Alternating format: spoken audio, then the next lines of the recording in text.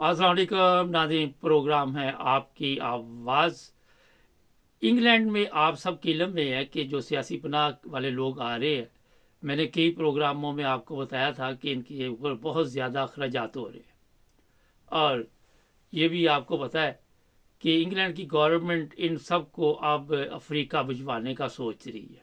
अभी जो सबसे बड़ी खबर आपको मैं देने वाला हूँ, जो इंग्लैंड के वज़ीर आज़म है, उन्होंने बकायदा ये शर्त लगाई हुई है कि मैंने इनको वहाँ पे भेजना ही भेजना है इंतखाबात से पहले।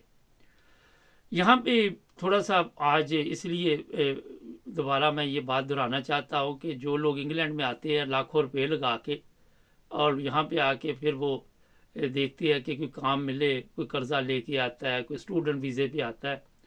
जो स्टूडेंट वीज़े पे आते हैं उनको कोई 20 घंटे काम की इजाज़त होती है, और फिर यहाँ पे काम के मसाइल ये हैं कि 20 घंटे का काम मिलना मुश्किल है। मुझे कुछ लोग मिले, मैंने उनसे बात की कि ये स्टूडेंट आए हुए, इनको 20 घंटे का काम दे दे। तो उन्होंने कहा जनाब कि हमें तो फुल टाइम चाहिए, और 20 घंटे का काम मुश्किल हो रहा है, उसमें आप 2 दिन काम कर ले या 3 दिन कर ले, इस तरह का होता है। लेकिन जो सियासी पनाह फिर वो करवा देते हैं, स्टूडेंट भी आके यहाँ पे सियासी पनाह करवा देते हैं। और वो जब सियासी पनाह करवा देते हैं तो उनको फिर मुख्तलिफ होटलों में भेजा जाता है। और भी इन्होंने जगह बनाई हुई है, हॉस्टल है, कई जगह बनी हुई, कैंप बने हुए हैं जहाँ पे ये भेज देते हैं, और उनका खर्चा मर्चा भी खुद उठाते हैं। मेडिकल का खर्चा बड़ा होता है। मैंने कई दफ़ा बताया कि कई होटल ऐसे महंगे हैं जो वहाँ पे सियासी पनाह वाले सिर्फ बैठे हुए हैं। और लंदन में उनको 3 वक्त का खाना मिलता है, 3 वक्त का जनाब ठीक ठाक वहाँ पे मुख्तलिफ खाने दिए जाते हैं, फल फ्रूट दिया जाता है, दूध दही हर चीज़ उनको दी जाती है। और ये लोग जो है, इनके मतलब फिर जो सबसे बड़ी ख़तरनाक चीज़ पार्लियामेंट में पहुंची वो ये थी कि ये चोरी काम करते हैं, यहाँ बगैर पेपरों के काम करते हैं। और वहाँ पर गवर्नमेंट का ये नुकसान होता है कि टैक्स नहीं पे होता, और जो लोग काम के हकदार होते हैं वो बहरहाल इससे इस काम को नहीं ले पाते। और जो ये काम करते हैं वो काफ़ी सस्ता काम इनको लोग देते हैं, मतलब 5-6 पाउंड घंटे पे ये लोग काम करते हैं। अब नॉर्मल जो है वो तकरीबन 10-11 पाउंड जो है वो गवर्नमेंट का रेट है। तो अब गवर्नमेंट इस बार काफ़ी देर से परेशान थी। अब मैं आपको जो खबर देने लगा हूँ वो आप सुन लें। 20 मार्च को ये जो मार्च का महीना आगाज़ हो चुका है, और 19 दिन बाद पहला प्लेन जो है वो रवंडा जाएगा सियासी पनाह के लोगों को लेकर। और उसके बाद जनाब ये जितने सियासी पनाह वाले यूके में हैं इनको वहाँ पे पहुँचाया जाएगा। ये गवर्नमेंट ने इंतखाबात से पहले प्रोग्राम बना लिया है, और इनका कहना है कि ये रवंडा रहेंगे, और वहाँ पे इनके ऊपर जो अखराजात है वो बहुत बहुत कम होंगे। फिर जो यूके में चोरी काम का मसला है उस पर भी कंट्रोल किया जाएगा। अब लोग तो आए थे यूरोप में कि यहाँ पे आएंगे और यहाँ पे एक अच्छी ज़िंदगी गुजारेंगे, लेकिन इनको क्या पता था कि यहाँ पे इस तरह के कवानीन बन रहे हैं। ये सिर्फ इंग्लैंड का नहीं मसला, ऑस्ट्रिया, जर्मनी और भी ममालिक इस पर गौर कर रहे हैं कि जनाब इटली भी इसमें है कि ये जो तजर्बा इंग्लैंड करने लगा है, अगर कामयाब रहा और कामयाब रहेगा, जब आप प्लेन भर के वहाँ भेज दिया करेंगे, जो लोग यहाँ पे आएंगे इकट्ठे करके प्लेन में बिठा दिए और वहाँ पे कैंप बना दिए, और वहाँ पे आप इकट्ठे रहेंगे, इकट्ठा खाना आपको मिलेगा, रहाइश मिलेगी, तो जनाब फिर मेरा ख्याल है कि गवर्नमेंट पे बहुत कम खर्चा पड़ेगा, बहुत कम। यहाँ पे तो इनको बहुत ज़्यादा अखराजात पड़ रहे हैं। फिर NHS से मेडिकल जो है, जिस तरह आपको पता है कि यहाँ NHS का इस वक्त इंग्लैंड में प्रॉब्लम है कि डॉक्टर के पास बारी नहीं आती, हॉस्पिटल में बारी नहीं आती, जिन लोगों ने बाईपास करवाना है ये वो, या कोई और मेडिकल का मसला है। तो जब ये लोग यहाँ से चले जाएंगे तो फिर जनाब यहाँ पे रश कम हो जाएगा, और हो सकता है कि अगला लाएमल इनका ये हो कि ऐसे कैंप इंग्लैंड में बना दिए जाए कि होटल शोटल वाला सिस्टम ख़त्म कर दिया जाए। मैं ऐसी फैमिली को जानता हूँ जो 2-2 3-3 साल से होटलों में रह रही, और उन पर ठीक ठाक अखराजात आ रहे, ना उनके केस अभी तक मंजूर हुए हैं, ना अभी रिजेक्ट हुए हैं, अपील चल रही है और वो बैठे हुए हैं। तो ये गवर्नमेंट का ये प्रोग्राम जो है बताया तो यही जा रहा है कि कामयाब रहेगा, और इससे आम पब्लिक जो है, जो गोरे है, जो ब्रिटिश सही गोरे हैं, वो भी खुश होंगे कि थोड़ा सा लोड कम होगा मुल्क में। और यहाँ पे इनका प्रोग्राम है कि तलीम याफ्ता लोग आए, जो आके काम शाम करें कोई इंग्लैंड के लिए, तो वो टैक्स पे करे, चाहे दूसरे ममालिक से इनको लेना पड़े, और ले भी रही है। और फिर ये भी मैं आपको बता देता हूँ कि बंदों की ज़रूरत है यहाँ पे, ये नहीं कि बंदों की ज़रूरत नहीं है। जब से यूरोपियन यूनियन से बाहर गए हैं उस वक्त से यहाँ पे जो भी लेबर भी मिलती है तो बड़ी महंगी है। कोई बिल्डर मिलता है, कोई भी बंदा मिलता है, तो उनके नखरे भी बहुत ज़्यादा हो गए हुए, क्योंकि जो ईस्ट यूरोपियन थे वो अब आते नहीं है। वो कहते हैं यहाँ महंगाई बड़ी है, आपको ही पता है कि घरों के किराए कितने बढ़ चुके हैं, बिजली के बिल, कौंसल टैक्स सब यहाँ पे बढ़ चुके हैं, जिसकी वजह से फिर ईस्ट यूरोप के लोग यहाँ पे आते भी नहीं। जिनके पास यहाँ के रेजिडेंट परमिट थे वो भी बड़ी तादाद में छोड़ के अपने ममालिक में, ये यूरोप में चले गए, जर्मनी, फ्रांस। वो कहते हैं जी वहाँ पे बेहतर है, हमें ज़रा वहाँ पे सस्ता प्रोग्राम पड़ जाता। तो जनाब ये जो लोग भी वाला स्टूडेंट यहाँ पे आए हैं उन्हें अपनी फ़िक्र करनी चाहिए। और यहाँ से एक और प्रॉब्लम है कि इंग्लैंड से आप किसी दूसरे मुल्क में इतनी आसानी से जा भी नहीं सकते, और सबको बकायदा इतला दी जाएगी और कहा जाएगा जब फलाने दिन आपने फलां दिन आपका प्लेन जाएगा और आपने अपने कैंप पे मौजूद रहना, या उनको एक दिन पहले इकट्ठा किया जाएगा एयरपोर्ट के पास, और वहीं से उनको फिर बसेस के ज़रिए प्लेन तक पहुंचाया जाएगा, और वहाँ से फिर इनको लेके जो प्लेन है वो उड़ान भरेगा और इन्हें रवंडा भेज देगा, उड़तालेगा जाके। फिर इनकी किस्मत। पिछले दिनों किसी ने मुझे लिखा था कि बड़ा अच्छा मुल्क है। मुल्क तो अच्छा है, मगर जिस मकसद के लिए ये लोग यहाँ पे आते हैं, और वो अगर मकसद हासिल ना हो, क्योंकि ज़ाहिर है जहाँ पे खुशहाली होगी वहाँ पे ही ये लोग जो रहना पसंद करते हैं, ताकि अपना भी सिस्टम चलता रहे।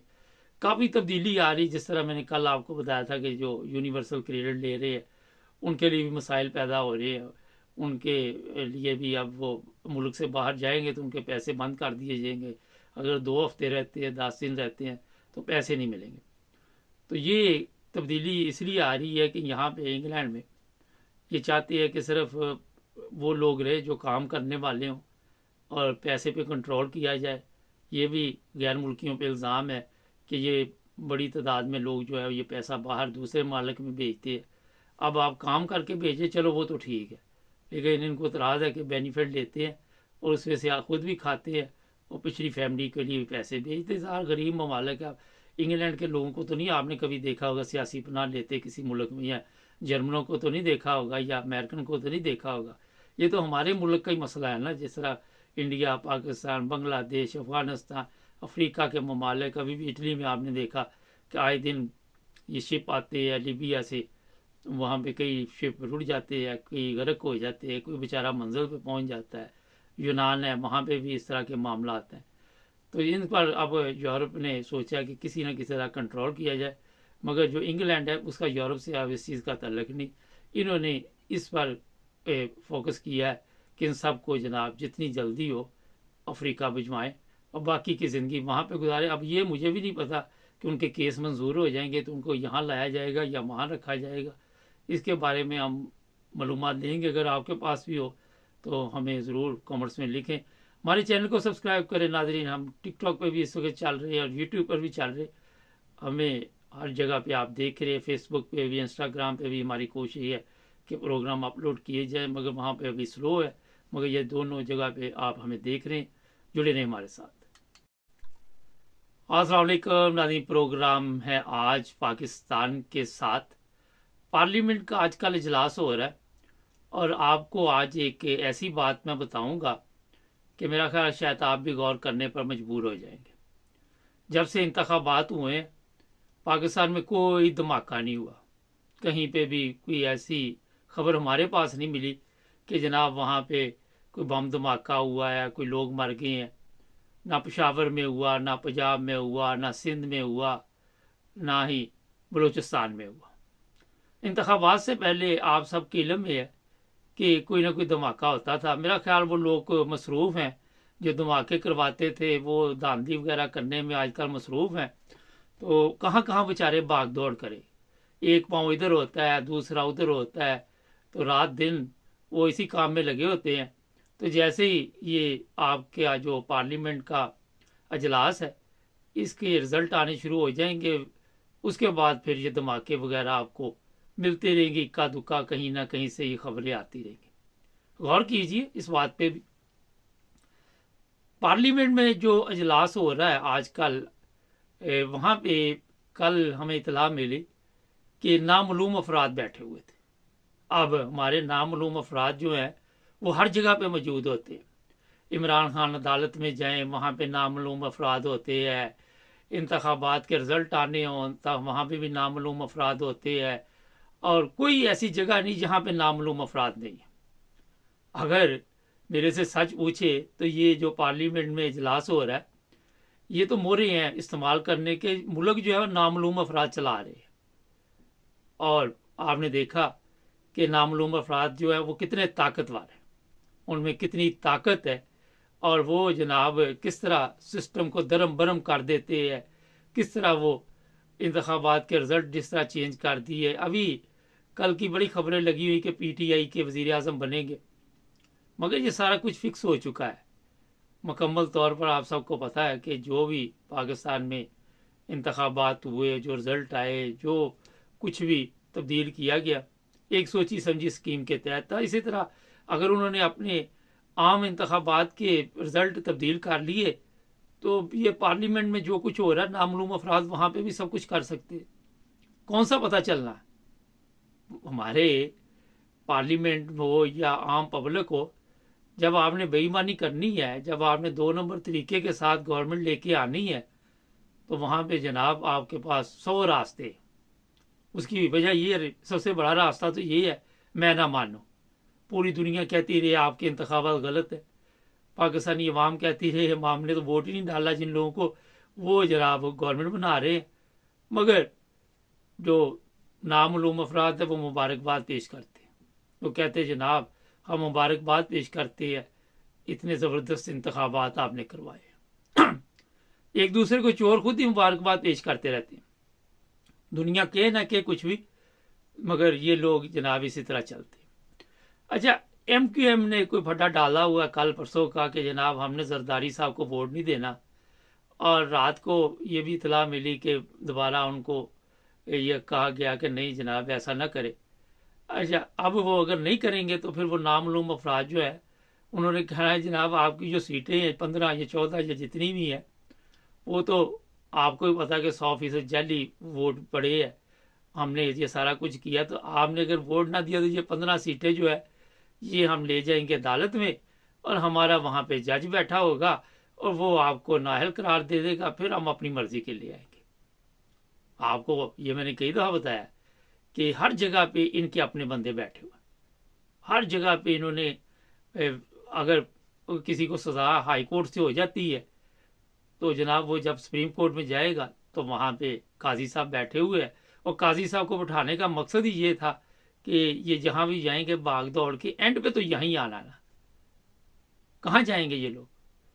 तो जनाब ये MQM वाले जो थोड़ा सा आजकल थोड़ा सा बता रहे कि हम तावन नहीं करेंगे, ये भी सियासत का एक हिस्सा होता है, ये भी एक सियासत का हिस्सा होता है, और लोगों को मैसेज देना होता है कि जनाब अब हम बड़ी मुश्किल से कौम के लिए, मुल्क के लिए राज़ी हुए हैं, इस वतन के लिए राज़ी हुए हैं, वरना हमें कोई दिलचस्पी नहीं थी। बहुत बड़ी गेम है, हमारी अवाम तो वहाँ तक सोच भी नहीं सकती जहाँ तक इन लोगों के दिमाग चलते हैं। पीछे बैठे हुए जो कोई 200-400-500 क्रिमिनल बंदा है वो यही प्लानिंग बनाता है, और फिर उसमें से जो आप ये कह सकती है कि 2 नंबर तरीके की मलाई होती है ना, वो पेश की जाती है, मक्खन मलाई, फिर उसके ज़रिए सिस्टम को चलाने की कोशिश की जा रही है। वो गंडापुरी वज़ीर आला बन गए वहाँ पे खैबर पख्तूनख्वा में। अभी देखते हैं वहाँ पे क्या हालात होते आने वाले दिनों में। जिस तरह चोर चोर चोर, कल नवाज शरीफ वोट डालने गया तो चोर चोर के नारे लगते रहे, कोई घड़ी लेके भाग रहा है, कोई घड़ी लहरा रहा है। ख्वाजा आसफ जो बेईमानी से जीता है वो भी आपके इल्म में है, जिस तरह वो अपना उस्मान डार, उमर डार की वालदा को हराया गया, जो ड्रामा वहाँ पे किया गया, किसको नहीं पता। इसी तरह नवाज शरीफ भी, मगर नवाज शरीफ के चेहरे से लग रहा था कि वो खुश नहीं था, क्योंकि उस बेचारे को यहाँ से लेके गए और वहाँ ले जाके कहा ये वोट डालो और उसके बाद आप लंदन वापस चले जाना, क्योंकि आपको फिर कई बीमारियां निकल आनी है, पाकिस्तान में आप रह नहीं सकते। उसकी वजह ये है कि लंदन में डॉक्टर अच्छे है, जो पाकिस्तान के नामालूम अफराद डॉक्टर जो है उनके साथ क्योंकि आपका फटा हो गया, तो लंदन वाले डॉक्टर बेहतर है। पाकिस्तान का सिस्टम नाजरीन इसी तरह चलता रहेगा। क्या हम पाकिस्तान को जिस तरह चला रहे हैं, कितनी देर ये हम चला सकेंगे? कितनी देर तक आप पाकिस्तान को इस तरह लोगों के सामने पेश करेंगे?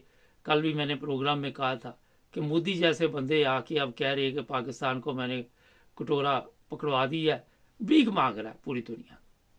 अभी इमरान खान का खत कल के कुछ सहाफ़ी लेके बैठे हुए हैं मीडिया पे, जनाब इसने IMF को खत लिखा, और फिर पार्लियामेंट में भी लोग इसके मतलब बातें कर रहे हैं। अभी उसने यही लिखा ना कि जनाब हमारे इंतखाबात नहीं ठीक हुए, अब जो अगर आपको बिल्डिंग खड़ी करते हैं उसकी बुनियाद ही ठीक नहीं है, तो वो बिल्डिंग कितनी देर चलेगी, या वो बिल्डिंग पे आप कितना भरोसा कर सकते? जब आपके इंतखाबात ही ठीक नहीं है और जिन लोगों को आपने पैसे देने हैं, जिन लोगों को ये मालशाल देना है, उन पर इतमाद कैसे कर सकते? जब वो इंतखाबात धांधली के जरिए ऊपर आए हैं, मुझे बताइए कि एक बेईमान आदमी से आप ईमानदारी की तवक्को कैसे रख सकते हैं? किस तरह आप सोच सकते हैं कि एक बेईमान इंसान को आप सदारत दे दे, आपको एक वजीर आजम दे दे, एक को फाइनेंस मिनिस्टर दे दे, एक को कुछ दे दे? तो यही उसने IMF को लिखा। सिर्फ इमरान खान ने नहीं लिखा, कोई 1.5 मिलियन लोगों ने लिखा खाती है ना। दें असल में मैं अपने कई प्रोग्रामों में आपको बता चुका हूँ कि IMF हो या कोई वर्ल्ड बैंक हो, वो अपने लालच के लिए कर्जा देते हैं। आप क्या समझते कि उनको पाकिस्तानी अवाम की फिक्र है? अगर हमारे सियासतदानों को, हमारे नामालूम अफराद को पाकिस्तानियों की फिक्र नहीं, तो IMF को क्यों फिक्र होगी जी हमारी? ये मुझे बताइए। एक सादा सी मिसाल, अगर आपको अपने घर की फिक्र नहीं होगी तो लोगों को क्या मुसीबत पड़ी हुई जी आपका घर ठीक करे आगे? तो जनाब ये IMF भी कोई एहसान नहीं करता, उनको भी कोई फ़ायदा होता है, उनका भी कोई मकसद होता है, तो फिर ही वो कर्जा आपको देते हैं, वैसे वो कर्जा नहीं देते। एक चीज़ और जेहन में रखे कि अब ये गवर्नमेंट बनेगी और फिर अभी भी मेरा ख्याल इतला आ रही है कि पेट्रोल महंगा हो गया, फिर बिजली महंगी होगी। ये जो दावे करते थे 300 यूनिट फ्री मिलेगा, 200 यूनिट फ्री मिलेगा, ये सोशल मीडिया पे आप चले जाए, बेशुमार लोग बिल पकड़ के बैठे हुए हैं। वो कहते हैं यार हमारा 50,000 बिल आ गया, 40,000 आ गया। कोई कुछ बेचारा रोना रो रहा है, कोई खवातीन है, वो कहती हमारी तो इनकम ही इतनी नहीं, पता नहीं किसका बिल डाल देते। ये जो सियासतदान है ना, ये जो बिजली फ्री इनको मिली होती है, ये बिल अवाम ने देना है, ये आप लोगों ने इनको मुंतखब किया है ना। ये कहते तो आपने इनको पालना है, इनके बच्चों को पालना है, इनके पोतों को पालना, दोतों को पालना, इनकी नस्ल को गरीब अवाम पाल रही है। ये गरीब अवाम के ऊपर जनाब इन्होंने एहसान किया कि वो पार्लियामेंट में आए हैं और वहाँ पे आके अब आपको पता ही है जिस तरह के अखराजात के ऐलान हो रहे कि पता नहीं कितने करोड़ पंजाब असम्बली का खर्चा होगा, कितने करोड़ होगा ये जो नेशनल असम्बली है, और वहाँ पे आप क्या समझते कि ये घर से पैसे लेके आएंगे? एक पैसा भी नहीं ये घर से लाते। तरीका वारदा ये होता है कि जो भी इंतखाबात है ये सियासी पार्टियां, इन्होंने लोगों को कहा होता है कि जनाब ये खर्चा आपका है, ये खर्चा आपका है। एक दिन सोशल मीडिया पे एक बंदा कह रहा था, कहते हैं ऐसे फ़ोन आ जाता है, कहते हैं जनाब ये आपके ज़ुम्मे जो आज का जलसा है उसका खाना आपके ज़ुम्मे है। एक को किसी को फ़ोन आ जाता है, कुर्सियाँ आपके ज़िम्मे हैं, तंबू आपके ज़ुम्मे हैं, और चम्मच आपके ज़ुम्मे है, बस ऐसे तरह प्रोटोकॉल आपके ज़ुम्मे है। तो ये हमारे लोग इनकी हौसला अफजाई करते हैं, वो इसलिए कि इनके साथ हमारी सलाम दुआ रहे। अगर हमने ये सब कुछ ना किया तो हमारा कारोबार का बेड़ा गर्क ये करवा देंगे, गुल्लू बाट प्रोग्राम हो जाएगा। गुल्लू बाट का भी आप सबको पता है कि दिमाग का कैंसर हो गया हुआ है और वो ज़िंदगी और मौत की कश्मकश में। मगर गरीब आदमी को ये होता है इनमें से कभी किसी के ऊपर बीमारी नहीं आएगी।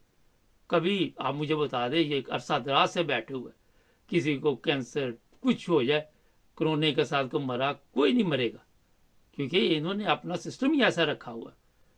हर टाइम चेकअप, डॉक्टर, खुराक अच्छी, मिलावट वाली खुराक तो आवाम के लिए है ना, अपने लिए तो असली देसी घी चलता है।